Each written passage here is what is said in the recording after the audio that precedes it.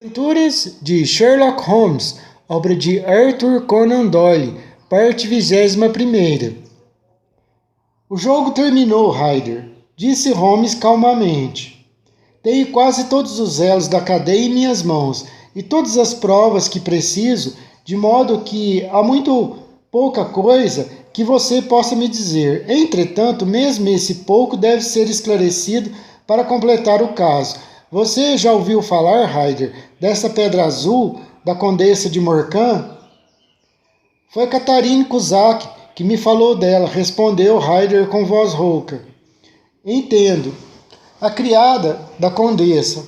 Bem, a tentação de uma grande riqueza adquirida com toda facilidade foi demais para você, né, Ryder? Como já foi para homens muito melhores antes de você. Mas você não teve muitos escrúpulos em relação aos meios que usou. Parece-me, Ryder, que você tem tudo para ser um bom vilão.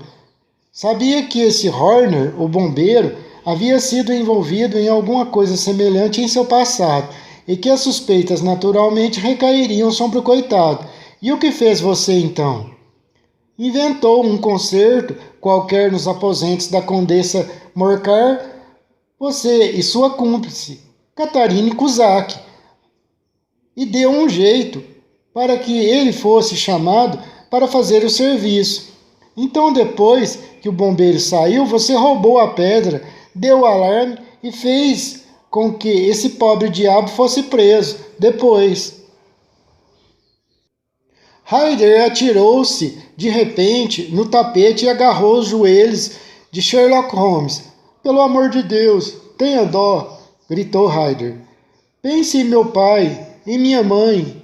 Ia cortar o coração de ambos. Nunca fiz nada de errado em minha vida e juro que nunca mais farei uma coisa dessas, Sr. Holmes. Juro sobre a Bíblia. Oh, não leve isso aos tribunais. Por amor de Jesus Cristo, não faça isso. Volte para sua cadeira, disse Holmes serenamente. Agora você está de quatro, suplicando caridade, mas nem pensou no pobre bombeiro Horner, condenado por um crime que não foi ele que cometeu. Mas você... Sr. Holmes, vou-me embora, sairei do país. Senhor, então a acusação contra ele será retirada. Ryder, vamos conversar sobre isso. Se aquiete. Mas agora queremos ouvir a história verdadeira do ato seguinte. Como é que a pedra foi parar no papo do ganso e o ganso no mercado? Digo que me diga a verdade, pois é a única possibilidade que você tem de escapar e que eu seja brando com você. Ryder passou a língua pelos lábios secos. Vou contar exatamente o que aconteceu, Sr. Holmes. Toda a verdade. Quando o bombeiro Horner foi preso, pareceu-me que a melhor saída seria eu sumir com a pedra imediatamente, pois não sabia quando a polícia podia resolver me revistar ou dar uma busca em meu quarto. Não havia lugar nenhum no hotel em que eu pudesse esconder a pedra. Saí como se tivesse sido mandado à rua e fui até a casa de minha irmã. Ela se casara com um homem chamado Oxt e morava na Brixton Street, onde ele engordava aves para o mercado. A caminho da casa dela, Sr. Holmes, todos os homens que encontrei me pareciam ser policiais ou detetives, e, embora estivesse fazendo muito frio, o suor escorria pelo meu rosto antes de chegar a Brixton Street. Minha irmã me perguntou o que havia acontecido comigo e por que eu estava pálido e suando daquela forma num dia tão frio, mas eu disse que estava muito abalado por causa do roubo no hotel. Então fui até o quintal dos fundos, fumei um cachimbo e pensei no que ia fazer. Tive um amigo, uma ocasião, chamado Musley, que enveredou pelo caminho e cumpriu sentença em Pentville. Um dia nós nos encontramos e a conversa foi toda sobre ladrões e como eles se livravam das coisas que roubavam. Tinha certeza de que ele seria leal comigo porque eu sabia umas coisas sobre ele. Então resolvi ir a Kilburn, onde ele morava, e contar-lhe tudo. Ele mostraria como converter a pedra em dinheiro, mas como chegar até lá em segurança? Pensei na angústia que sentiria no caminho do hotel até a casa de minha irmã. Podia, a qualquer momento, ser detido e revistado, e lá estaria a pedra no bolso de meu colete. Eu estava encostado no muro nessa hora, olhando os gansos que gingavam ao meu redor, e de repente tive uma ideia que me mostrou como eu poderia enganar o detetive mais esperto do mundo. Minha irmã dissera algumas semanas antes que eu podia escolher um ganso como presente de Natal, e sabia que ela sempre cumpria sua promessa. Então eu ia levar meu ganso agora mesmo, e dentro dele eu ia botar a minha pedra e levar para Kilburn. Havia um pequeno galpão no quintal, e foi para lá que enxotei um dos gansos, um muito bonito, todo branco, com uma lista preta na cauda. Agarrei a ave e, abrindo o bico, enfiei a pedra em sua garganta, o mais fundo possível. Então o ganso engoliu e vi a pedra passar pela goela e entrar no papo. Mas a criatura bateu as asas e lutou, e minha irmã veio ver o que estava acontecendo. Quando me virei para falar com ela, o bicho se soltou e se misturou aos outros gansos. O que você estava fazendo com esse ganso, Jim? Ela perguntou. Bem, respondi, você disse que me daria um ganso de presente de Natal e eu estava vendo qual era o mais gordo. Ela disse, já separamos o seu, Jim. É aquele branco, grande, que está ali. São 26 ao todo. Um para você, um para nós e 2 dúzias venderemos para o mercado. Obrigado, Maggie, eu disse. Mas se não faz diferença para você, prefiro aquele que estava segurando ainda há pouco. O outro pesa 1 quilo a mais, ela insistiu.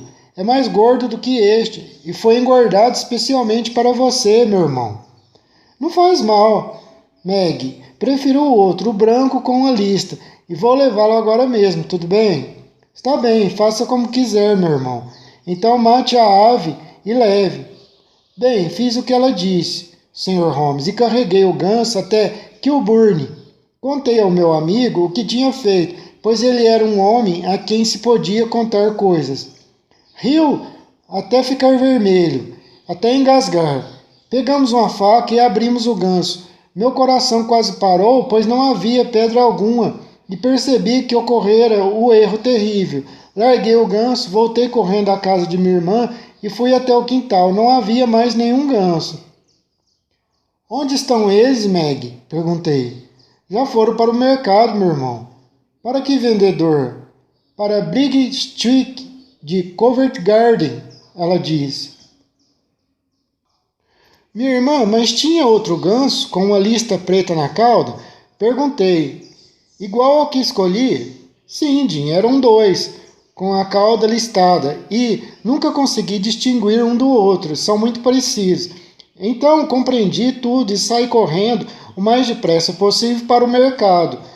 Mas Brigust tinha vendido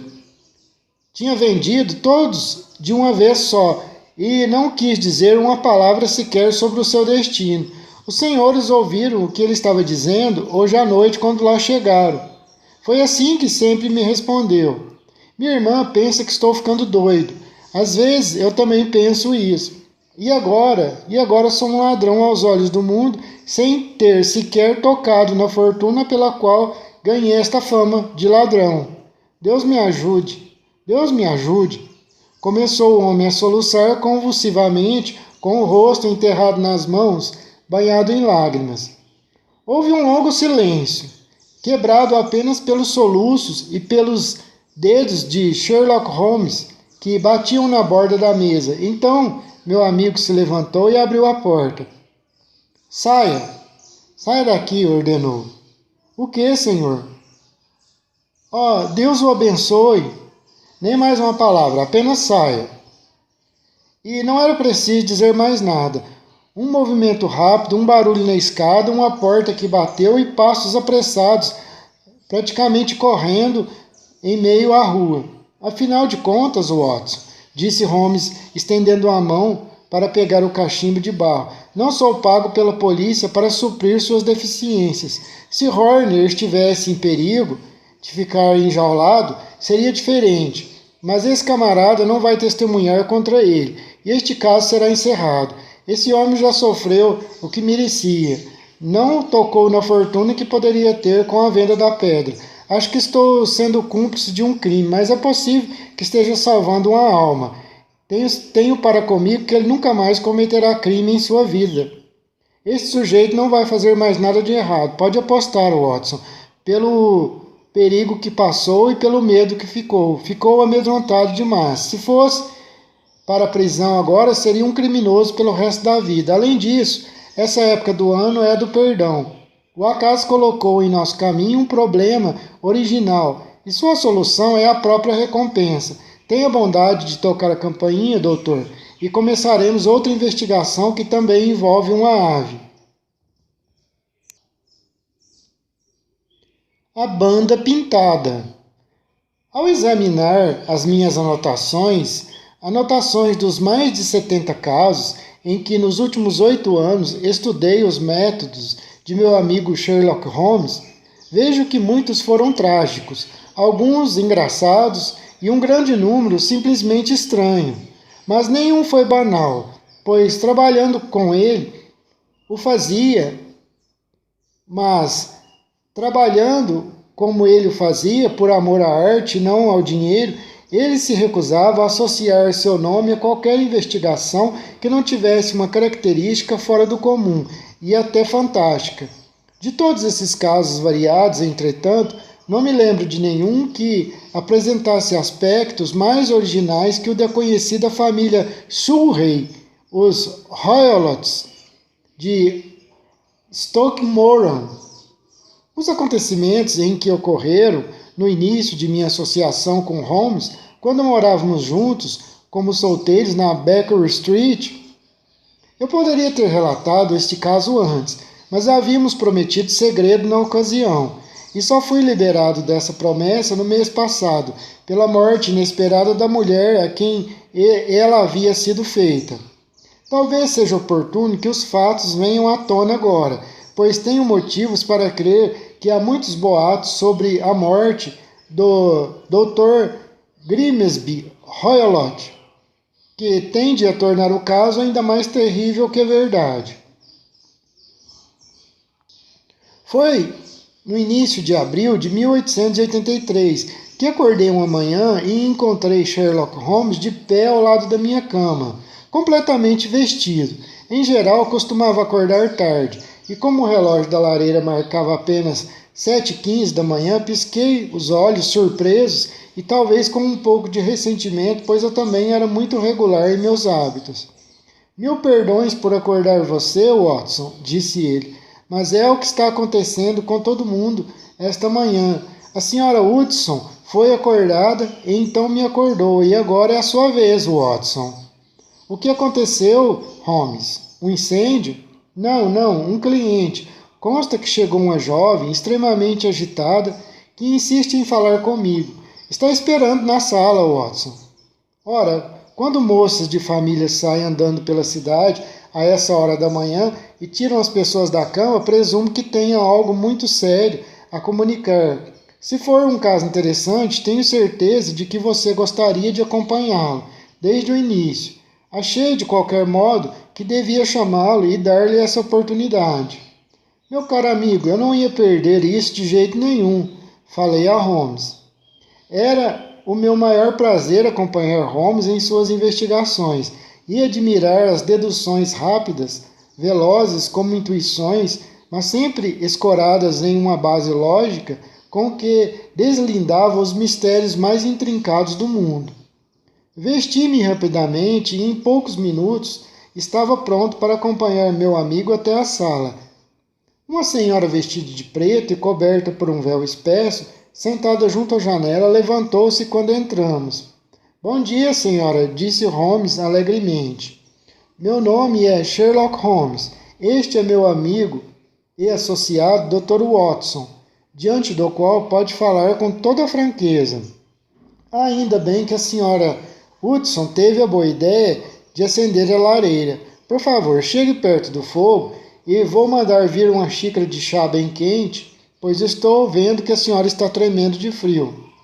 Não é frio que me faz tremer, Sr. Holmes, disse a moça em voz baixa, mudando de cadeira como Holmes sugerira. O que é então? É medo, Sr. Holmes. É terror. Ergueu o véu enquanto falava e pudemos ver que estava realmente aterrorizada.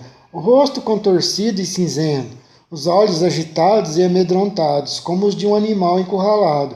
A aparência era de uma mulher de uns 25 anos, mas os cabelos eram prematuramente grisalhos e a expressão era cansada e ansiosa. Sherlock Holmes analisou-a com um de seus olhares rápidos e abrangentes. Não tenha medo, disse, acalmando-a com a voz e inclinando-se para a frente, deu uma leve pancadinha em seu braço. Vamos resolver o problema, seja o que for. Vejo que veio de trem. O senhor sabe quem eu sou?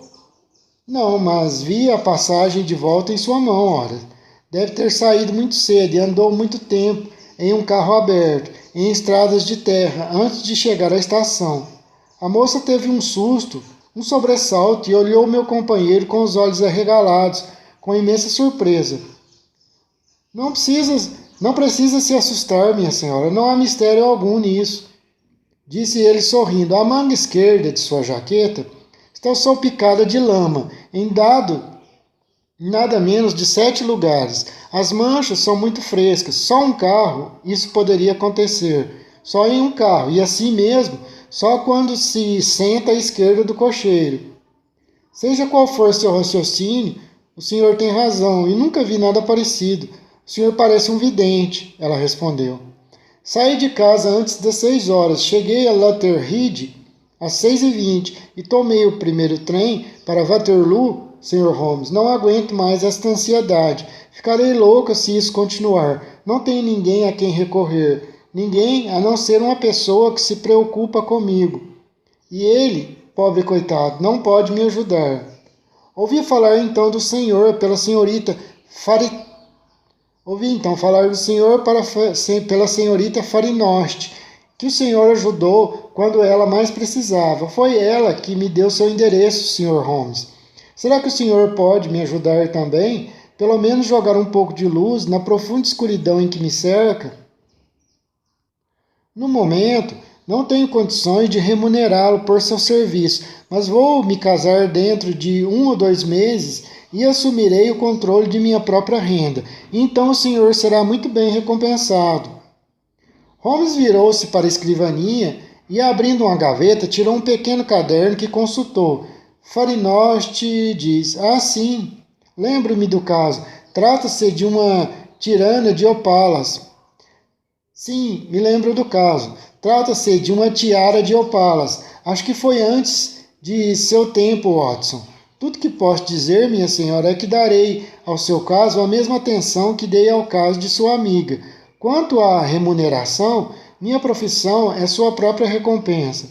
Mas a senhora poderá me reembolsar quanto à despesa que eu tiver feito quando lhe for conveniente. Não se preocupe com isso. E agora, por favor, conte-nos tudo que puder ajudar nas investigações a formar uma opinião sobre o assunto. Ah, exclamou ela com certa vivacidade. O horror da minha situação está no fato de que meus temores são tão vagos e minhas suspeitas dependem tanto de pequenos detalhes que podem parecer banais para qualquer outra pessoa, e até o homem, acima de todos, a quem tenho o direito de pedir ajudas e conselhos, considera tudo que lhe digo mera fantasia de uma mulher nervosa. Ele não diz isso, mas eu vejo pelas respostas vagas que me dá, desviando os olhos para não me encarar. Mas ouvi dizer, Sr. Holmes, que o senhor tem olhos de águia que penetram profundamente na imensa maldade do coração do homem. O senhor poderá me aconselhar sobre a maneira de atravessar os perigos que me rodeiam. Sou todo ouvidos, minha senhora, pode falar à vontade. Meu nome é Ellis Stoner e moro com meu padrasto, que é o último sobrevivente de uma das famílias mais antigas da Inglaterra, os Roylotts de Stoke. Moran, no limite de oeste de Surrey. Holmes balançou a cabeça. O nome não é estranho, disse. A família era uma das mais ricas da Inglaterra e suas propriedades se estendiam além dos limites de Berkshire, no norte de Shaftesbury. Mas no último século, 4 herdeiros sucessivos tinham uma tendência dissoluta e perdulária, e a ruína da família foi finalmente completada por um jogador na época da regência. Não sobrou nada, a não ser alguns acres de terra e a casa de 200 anos esmagada por uma hipoteca enorme. O último grande proprietário morou ali, vivendo a vida horrível de um aristocrata indigente, mas seu filho único, meu padrasto, vendo que tinha de se adaptar a novas situações, conseguiu um empréstimo de um parente que lhe permitiu formar-se em medicina e foi para Calcutá, onde, devido à sua capacidade profissional e força de caráter, estabeleceu uma grande clínica. Mas, em um acesso de raiva, surrou o nativo que lhe servia de mordomo até matá-lo e escapou por pouco de ser condenado à morte lá no local. Mesmo assim, ficou preso muito tempo lá e depois voltou à Inglaterra, um homem desanimado e amargo. Quando o Dr. Roylott estava na Índia, casou-se com minha mãe, a senhora Stoner, jovem viúva do general de divisão Stoner, da artilharia de Bengala. Minha irmã Júlia e eu éramos gêmeas e tínhamos apenas 2 anos quando minha mãe casou-se de novo. Ela possuía uma quantia considerável de dinheiro, nada menos que 10.000 libras por ano, que transferiu para o Dr. Roylott enquanto residíssemos com ele, com a ressalva de que uma certa soma por ano fosse dada a cada uma de nós na eventualidade de nos casarmos. Pouco depois, voltamos à Inglaterra. Minha mãe faleceu. Ela morreu há 8 anos, em um acidente de trem perto de Crewe. O Dr. Roylott desistiu então da tentativa de clinicar em Londres e levantou-nos para morar com ele na mansão ancestral em Stoke-Moran. O dinheiro que minha mãe havia deixado era suficiente para atender a todas as nossas necessidades e parecia não haver nenhum obstáculo à nossa felicidade. Mas, nessa época, nosso padrasto passou por uma transformação terrível. Em vez de fazer amizades e visitar nossos vizinhos, que de início haviam ficado muito contentes de ver um Roylott de Stoke-Moran novamente no comando das antigas propriedades, ele se fechou dentro de casa e raramente saía, a não ser para brigar violentamente com qualquer pessoa que surgisse à sua frente. Certa violência de temperamento, que chega quase à loucura, tem sido hereditária nos homens da família, e no caso de meu padrasto, creio que havia sido intensificada por ter morado muito tempo nos trópicos. Houve uma série de brigas vergonhosas e 2 terminaram na delegacia, até que finalmente ele se tornou o terror da aldeia e todo mundo fugia quando ele aparecia, pois é tremendamente forte e completamente incontrolável nos seus acessos de fúria. Na semana passada, ele jogou o ferreiro da aldeia dentro de um rio e só conseguia evitar um escândalo pagando todo o dinheiro que eu conseguia arranjar. Não tinha nenhum amigo a não ser os ciganos, e dava permissão a esses vagabundos para acampar nos poucos acres cobertos de mato que representam a propriedade da família, e aceitava em troca a hospitalidade de suas tendas, acompanhando-os, às vezes durante semanas. Também tem paixão por animais da Índia, que lhes são enviados por um agente e que passeiam livremente pela sua propriedade. Atualmente, lá tem um leopardo e um mandril, que são temidos pelos camponeses quase tanto quanto o seu dono. Por tudo isso, Sr. Holmes, pode imaginar que minha pobre irmã Julie e eu não tivemos uma vida muito agradável. Nenhum empregado permanecia conosco e durante muito tempo fizemos todo o trabalho doméstico. Júlia só tinha 30 anos quando morreu, mas seu cabelo estava quase todo branco, como o meu já está ficando. Então sua irmã morreu? Morreu há 1 ano, e é sobre a morte dela que quero falar com o Senhor. Deve compreender que, levando a vida que acabei de descrever, havia poucas possibilidades de ver pessoas de nossa idade e posição. Mas tínhamos uma tia, irmã solteira de minha mãe, a senhorita Honória Vespal, que mora perto de Eiron. E, e, e ocasionalmente tínhamos permissão de visitá-la. Júlia foi vê-la no Natal, 2 anos atrás, e lá conheceu um capitão de corveta de quem ficou noiva. Meu padrasto soube do noivado quando minha irmã voltou e não fez objeção ao casamento. Mas 15 dias antes da data marcada para a cerimônia, ocorreu o fato terrível que privou de minha única companheira. Sherlock Holmes estava recostado na poltrona com os olhos fechados e a cabeça apoiada em uma almofada, mas entreabriu as pálpebras e olhou para nossa visitante. Faça o favor de ser precisa quanto aos detalhes, ele disse. Isso é muito fácil, porque todos os acontecimentos desse período horrível estão gravados em minha memória, ela disse. A mansão, como já disse, é muito antiga e só uma ala ainda é habitada. Os quartos de dormir nessa ala são no andar térreo e as salas são no bloco central do prédio. O primeiro quarto é do Dr. Roylott, o segundo de minha irmã e o terceiro é meu.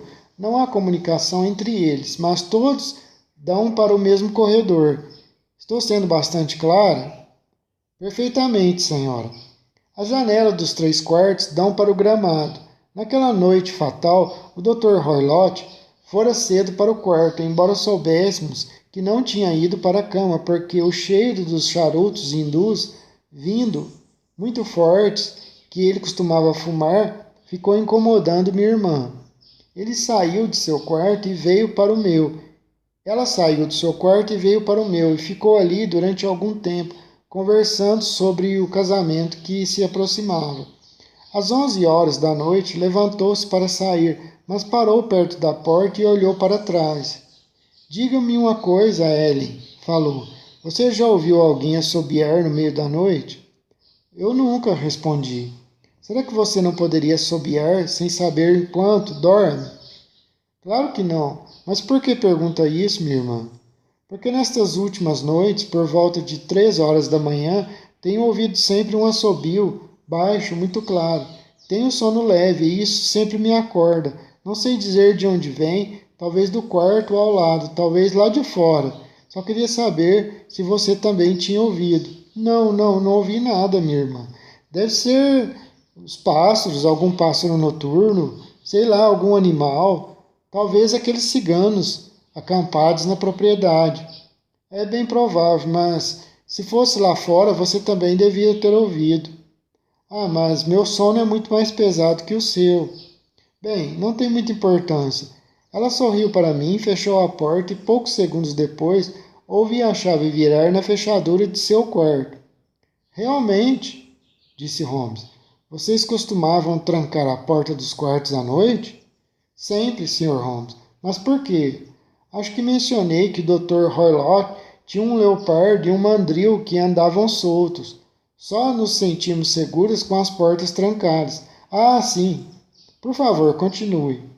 Não pude dormir naquela noite. Um sentimento vago de tragédia iminente me oprimia o peito. Minha irmã e eu, como deve se lembrar, éramos gêmeas. E o senhor sabe que laços muito sutis e fortes demais une 2 almas tão intimamente ligadas. Era uma noite terrível. O vento uivava lá fora como lobos e a chuva batia nas janelas. De repente, no meio do rumor da ventania, eu ouvi o grito de uma mulher aterrorizada. Sabia que era a voz de minha irmã. Saltei da cama, enrolei um chale nos ombros e saí para o corredor correndo. Quando abri minha porta, tive a impressão de ouvir um assobio baixo, como minha irmã havia me descrito, e pouco depois um som metálico, como de um bloco de metal batendo em algo, caindo. Quando me aproximei do quarto dela, vi que a porta estava aberta, balançando lentamente nas dobradiças. Fiquei olhando horrorizada, sem saber o que estava acontecendo. Estava prestes a sair do quarto. À luz da lâmpada do corredor, vi minha irmã surgir na abertura da porta, com o rosto lívido de terror e as mãos estendidas, como que me pedindo socorro, cambaleando como uma bêbada. Corri para junto dela e segurei em seus braços, mas neste momento seus joelhos se dobraram e ela caiu no chão. Contorcia-se como se estivesse com dores violentas e os braços e as pernas estavam retorcidos. A princípio pensei que não havia me reconhecido, mas quando me inclinei, ela gritou de repente com uma voz que jamais esquecerei.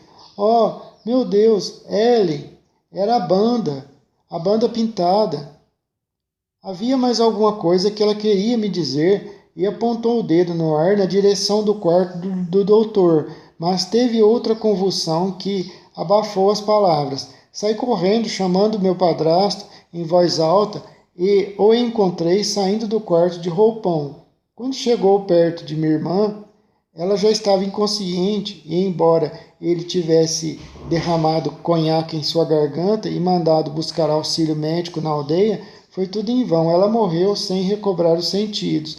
Esse foi um dia horrível. Foi o fim horrível da minha irmã querida. Um momento, senhora, disse Holmes. Um momento. Tem certeza a respeito do assobio e do som metálico? Poderia jurar sobre isso? Foi isso que o juiz me perguntou no inquérito, Sr. Holmes. Tenho uma impressão muito forte de que ouvi isso, mas o barulho da tempestade e os rangidos habituais de uma casa tão velha talvez tenha me enganado. Sua irmã estava vestida? Não, estava de camisola. Na mão direita tinha o resto de um fósforo queimado e na esquerda uma caixa de fósforo, mostrando que acenderam um fósforo e olharam em volta quando ouviu o barulho. Isso é importante. E quais foram as conclusões do inquérito?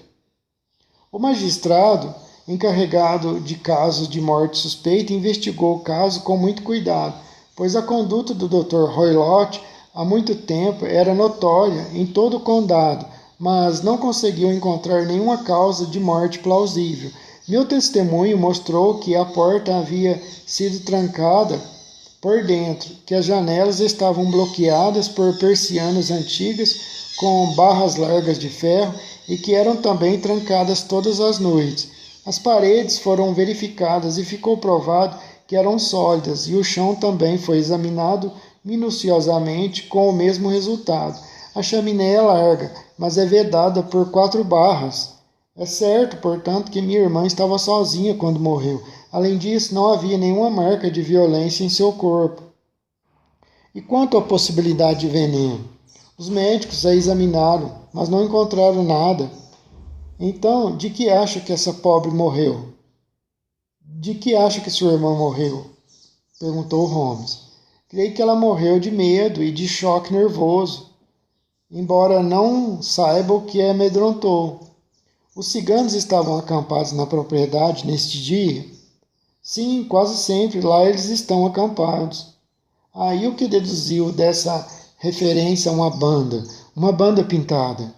Às vezes penso que foi apenas um delírio na hora da morte, outras que talvez estivesse se referindo a uma banda de pessoas, talvez os próprios ciganos, sei lá, Sr. Holmes, talvez os lenços pintados que eles usam na cabeça tivessem sugerido essa palavra estranha.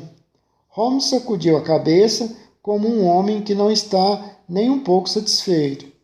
Está bastante obscuro, comentou. Por favor, continue. Passaram-se então 2 anos, Sr. Holmes.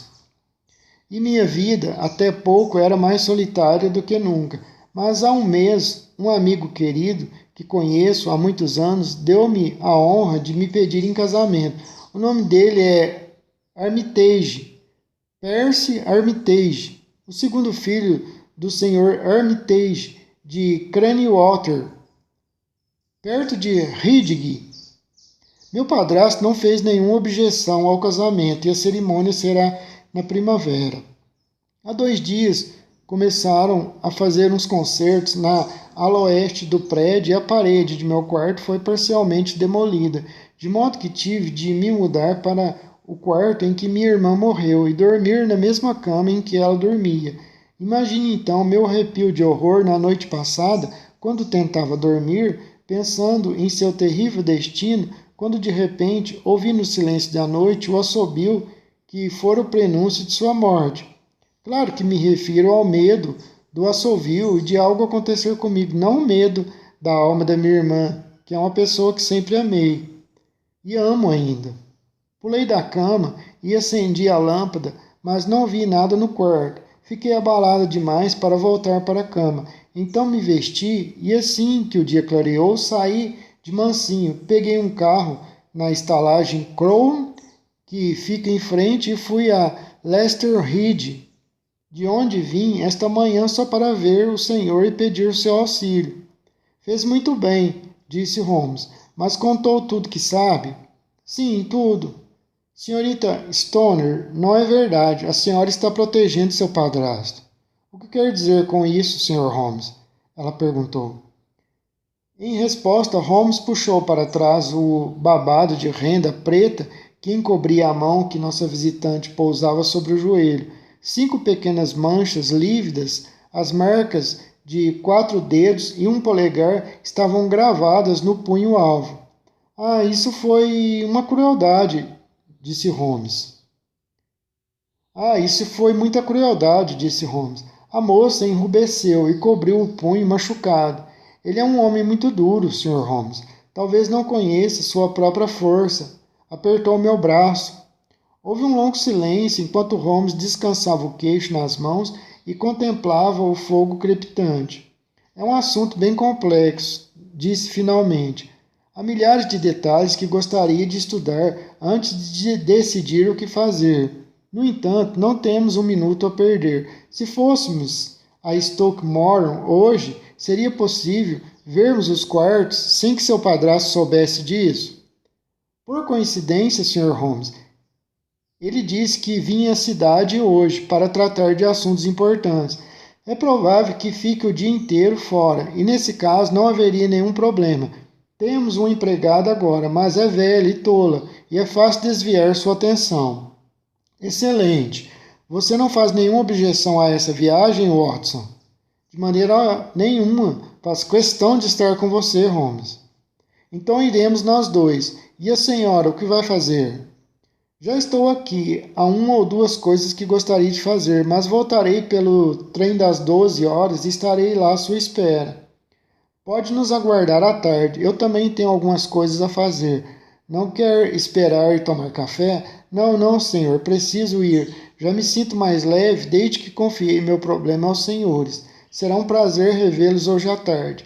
Puxou o véu sobre o rosto e saiu. E o que você acha disso tudo, Watson?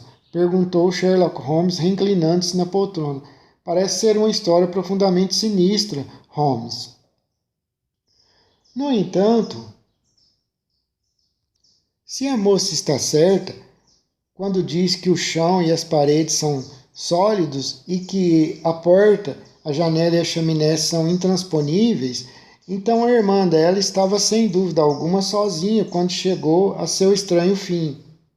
E o que diz dos assobios noturnos e das palavras tão esquisitas da moça ao morrer? Não sei o que pensar.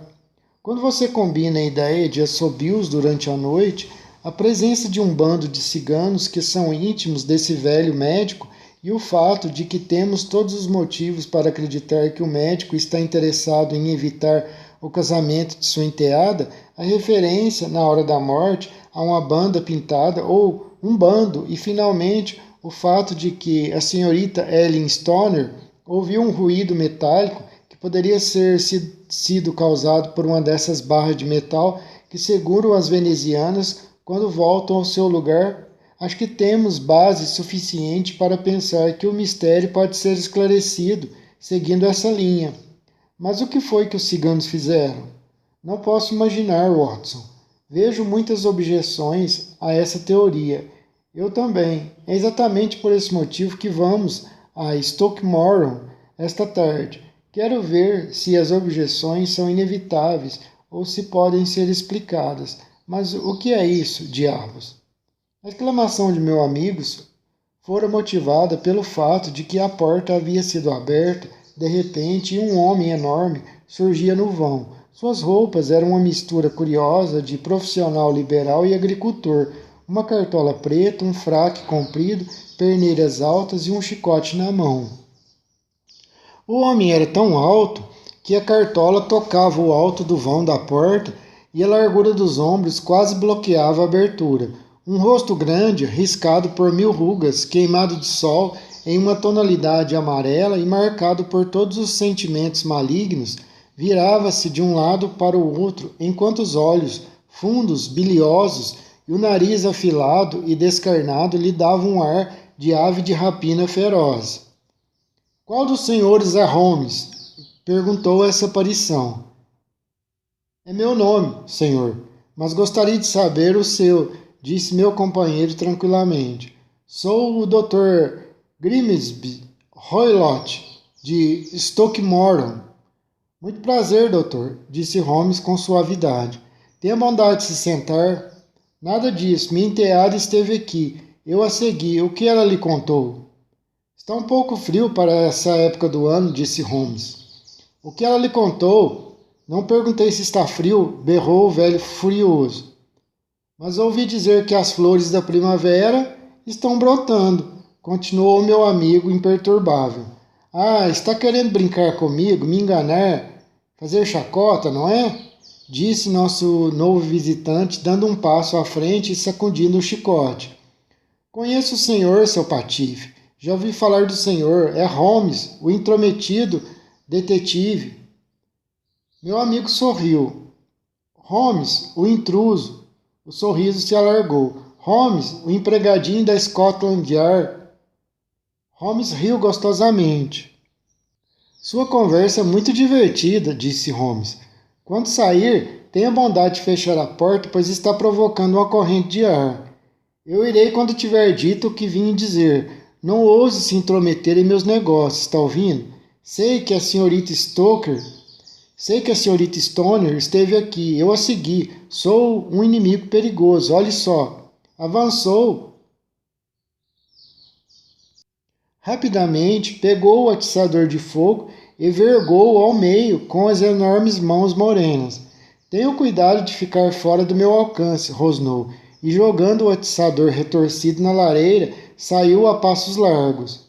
Parece um sujeito muito amável, disse Holmes rindo. Não sou tão grande quanto ele, mas se tivesse se demorado um pouco mais, eu ia mostrar-lhe que minhas mãos não são mais fracas do que as dele. Enquanto falava, pegou o atiçador de aço e, com um esforço brusco, endireitou-o novamente. Imagine a ousadia dele de me confundir com os detetives da polícia. Mas este incidente dá mais sabor à nossa investigação, Watson. E só espero que nossa amiguinha não venha sofrer por sua imprudência de se deixar seguir por este bruto paspalho. E agora, Watson, vamos tomar café e depois vou dar um passeio até a Associação dos Doutores em Direito Civil, onde espero conseguir algumas informações que poderão nos ajudar bastante neste assunto. E agora, Watson, vamos tomar café e depois eu vou dar um passeio até a Associação dos Doutores em Direito Civil, onde espero conseguir algumas informações que poderão nos ajudar neste assunto. Eram quase 13 horas quando Sherlock Holmes voltou de sua excursão. Trazia na mão uma folha de papel azul coberta de anotações e números. Vi o testamento da esposa falecida, disse ele. Para determinar seu significado exato, fui obrigado a calcular os preços atuais dos investimentos a que se refere. A renda total, que na época em que ela morreu era pouco inferior a 1.100 libras por ano, agora devido à queda dos preços agrícolas, não passa de 750 libras. Cada uma das filhas tem direito a uma renda de 250 libras ao se casar.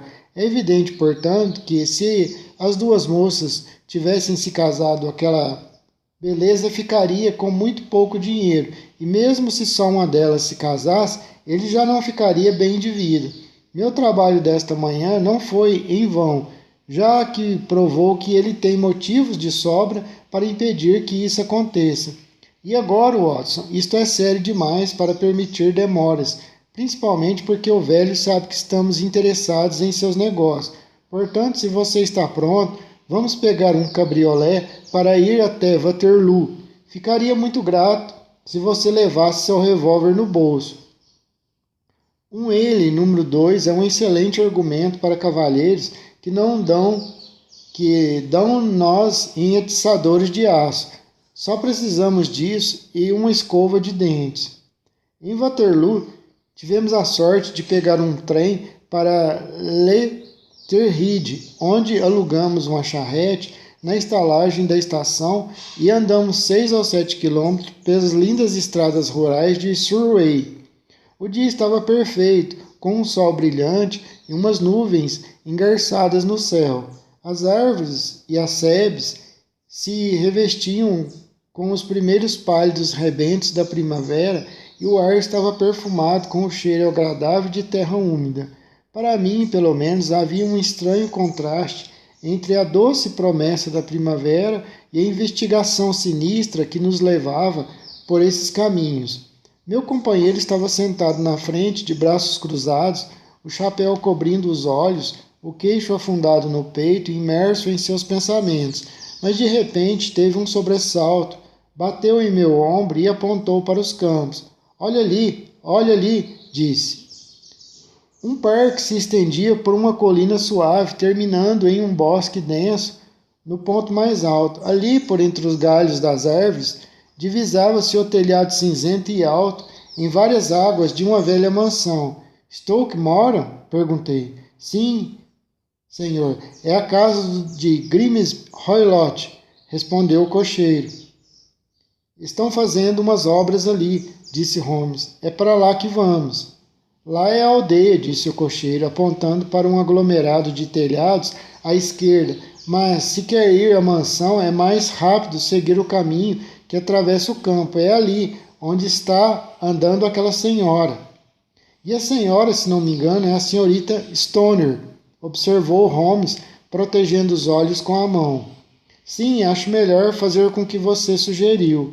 Saltamos, pagamos o cocheiro e o carro voltou para Leatherhead. Achei melhor, disse Holmes, quando caminhávamos, que ele pensasse que estávamos aqui como arquitetos ou por algum motivo profissional. Talvez assim não comente nossa presença. Boa tarde, Sr. Stoner. Está vendo que cumprimos nossa promessa. Nossa cliente desta manhã apressou-se em vir ao nosso encontro e seu rosto demonstrava alegria com a nossa chegada. Estava ansiosa à sua espera, ela exclamou, cumprimentando-nos com um aperto de mão. Tudo saiu maravilhosamente bem. O Dr. Roylott foi à cidade e é pouco provável que volte antes de escurecer. Tivemos o prazer de conhecer o Dr. Roylott, disse Holmes. Em poucas palavras contou o que sucedera. A senhorita Stoner empalideceu. Meu Deus! Exclamou. Então ele me seguiu e sabe de tudo. É o que parece, senhora. É tão astucioso que nunca sei como me defender dele, Sr. Holmes. O que será que vai dizer quando voltar? Ele deve se precaver, pois talvez descubra que há alguém mais astucioso que ele em seu encalço. Deve trancar sua porta hoje à noite. Se ele ficar violento, vamos levá-la para a casa de sua tia Enron. Agora vamos aproveitar o tempo de que dispomos. Por favor, leve-nos imediatamente aos quartos que queremos examinar. O prédio era de pedra cinzenta, com a parte central alta e duas alas laterais curvas como as garras de um caranguejo. Em uma dessas alas, as janelas estavam quebradas e cobertas com tábuas, o telhado desabado, as paredes emburacadas. A parte central estava um pouco melhor, e a ala direita era relativamente moderna. As persianas nas janelas e a fumaça azul saindo das chaminés mostravam que a família residia. Haviam instalado um andaime na parede dos fundos e algumas pedras estavam quebradas, mas não se via sinal dos trabalhadores quando nos aproximamos. Holmes andou lentamente de um lado para o outro, no gramado, mal aparado, examinou minuciosamente a parte externa das janelas. Essa aqui deve ser do quarto em que a senhorita costumava dormir. A do centro era do quarto de sua irmã, E ali é o quarto do Dr. Roylott, certo? Exatamente, mas agora estou dormindo no quarto do meio. Por causa das obras, pelo que entendi. Por falar nisso, não parece haver nenhuma necessidade urgente de consertar aquela parede dos fundos. Por que destas obras? Perguntou Holmes. Não havia nenhum motivo. Acho que foi só uma desculpa para me tirar do meu quarto, Sr. Holmes. Ah, isso é sugestivo. Bem, do outro lado dessa ala estreita há um corredor que dá para os 3 quartos. Há janelas nesse corredor?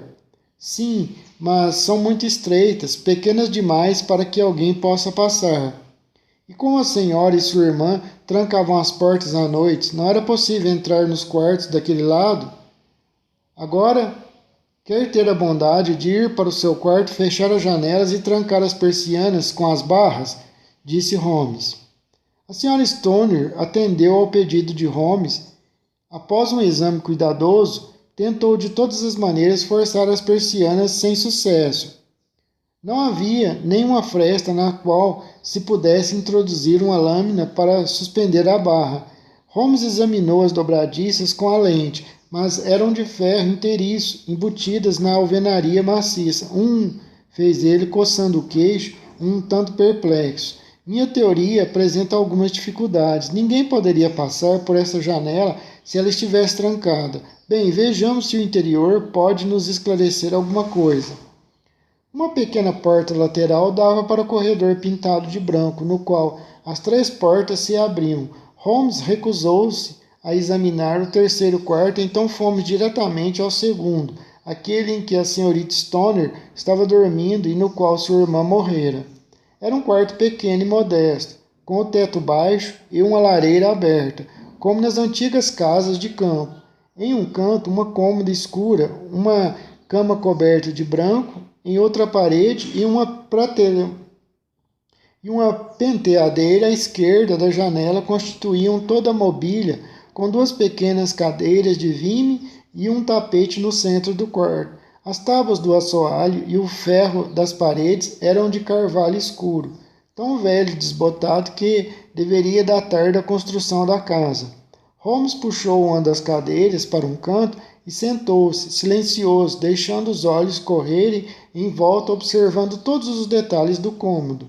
Essa campainha toca onde? Perguntou Holmes, apontando para um grosso cordão pendurado ao lado da cama, com a borla repousando sobre o travesseiro. No quarto da empregada, disse a senhorita. Parece mais novo do que as outras coisas do quarto, falou Holmes. Sim, foi instalada há uns 2 dias. Foi sua irmã que pediu isso? Não, acho. Sim, foi instalada há uns 2 anos. Mas foi sua irmã que pediu isso? Perguntou-lhe Holmes. Não, acho que nem chegou a usá-la, Sr. Holmes. Sempre fizemos tudo sozinhas. Então seria desnecessário instalar um cordão tão bonito. Desculpe-me um momento enquanto examino o chão. Esticou-se de cara para baixo, com a lente na mão, depois engatinhou rapidamente para cá e para lá, examinando minuciosamente as frestas entre as tábuas. Depois fez a mesma coisa com os painéis das paredes. Finalmente, Holmes foi até a cama e ficou algum tempo olhando para ela e para a parede atrás. No final, pegou o cordão da campainha e puxou-o com força. Ora, é falso, disse Holmes. Não toca? Perguntou a senhorita. Não, nem está ligado a nenhum fio. Isso é muito interessante. Podem ver que está pendurado em um gancho logo acima da pequena abertura de ventilação. Que absurdo! Não tinha reparado antes. Muito estranho, resmungou Holmes puxando o cordão. Há uma ou 2 coisas muito esquisitas neste quarto. Por exemplo, o construtor deve ser um idiota fazendo uma abertura de ventilação para outro quarto, quando podia simplesmente fazê-la na parede externa. Isso também foi feito há pouco tempo, disse a moça. Na mesma época que o cordão da campainha, comentou Holmes. Houve algumas mudanças na mesma ocasião. Todas são muito interessantes. Cordões de campainha que não tocam, ventiladores que não ventilam. Com sua permissão, senhorita Stoner, vamos agora examinar o outro quarto. O quarto do Dr. Grimsby. Roylott era maior que o de sua enteada, mas mobiliado com a mesma simplicidade. Uma cama estreita, uma prateleira cheia de livros, a maioria técnicos, uma poltrona ao lado da cama, uma cadeira de madeira encostada na parede, uma mesa redonda e um grande cofre de ferro eram as coisas principais. Holmes andou lentamente pelo quarto e examinou todos os objetos com atenção. O que tem aqui dentro? Perguntou, batendo no cofre. Os documentos de meu padrasto, Sr. Holmes. Ah, então você viu o conteúdo? Só uma vez, anos atrás. Lembro que estava cheio de papéis. Não há um gato ali dentro, por acaso. Não, que ideia esquisita. Ela sorriu. Bem, veja só isso. Pegou um pires com leite que estava em cima do cofre. Não, não temos nenhum gato, Sr. Holmes. Não sei o porquê desse pires. Mas há um leopardo e um mandril. Ah, sim, é claro. Bem, um leopardo é apenas um gato grande, mas um pires não parece suficiente para satisfazer a necessidade de leite de um leopardo. Se leopardos tomassem leite, se leopardos mamassem. Há uma coisa que eu gostaria de verificar. Agachou-se diante da cadeira de madeira e examinou o assento com a maior atenção. Obrigado, isso está resolvido. Disse erguendo-se e guardando a lente no bolso. Ora, aqui está uma coisa interessante.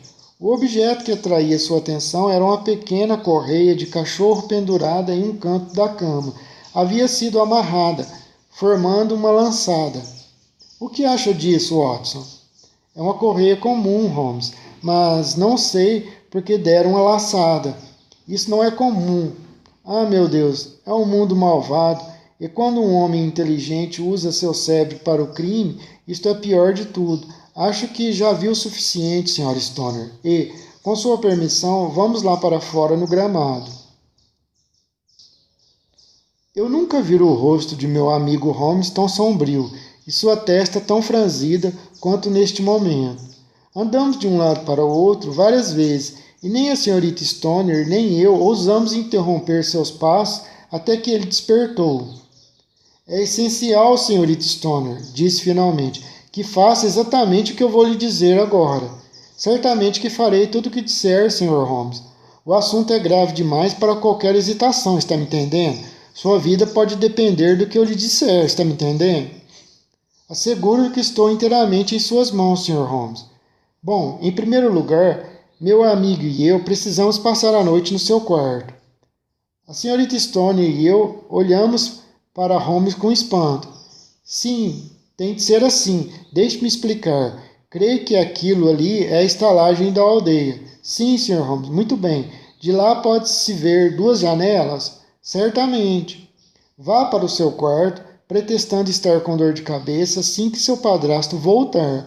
Depois, quando ele se deitar, abra as persianas de seu quarto, coloque a lâmpada na janela como sinal para eu e para o Watson.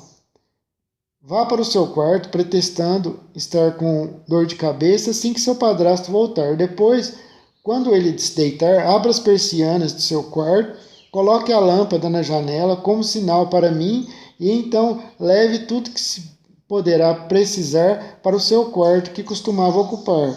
Neste momento, eu e o Watson agiríamos. Tenho certeza de que, apesar das obras, pode ficar lá por uma noite. Sem dúvida alguma, Sr. Holmes. O resto fica por nossa conta, entendeu?